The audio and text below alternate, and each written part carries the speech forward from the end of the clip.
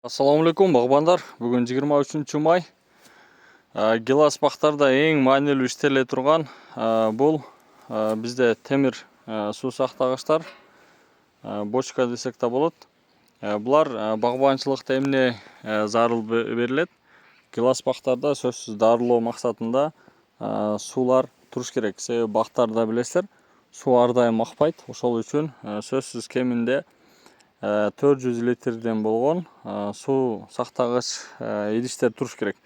Эми бул идиштер билесиздер, кыш мезгилинде кээде суу менен калып кеткенде булар тешилет. Тешилечи заңдайт. Мынантип азыр суу кээ бир жерлеринен чыгып, кээ бир мына капталдарынан тешилген.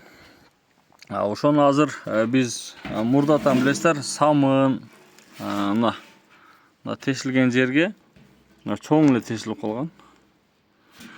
Самын же болбосо бир канча клейлер иштеткенбиз, бирок жакшы натыйжа берген эмес. Азыр эми мына Кытайдан күчтүү герметиктер чыкты. Буну ошол шипырларды дагы суудан коргоп, бул күнгө да күйбөйт экен.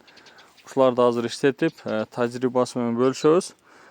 Бизде баа суу сактагыч 500 литрлик пластмассалар дагы билесиздер, тешилип кала берет.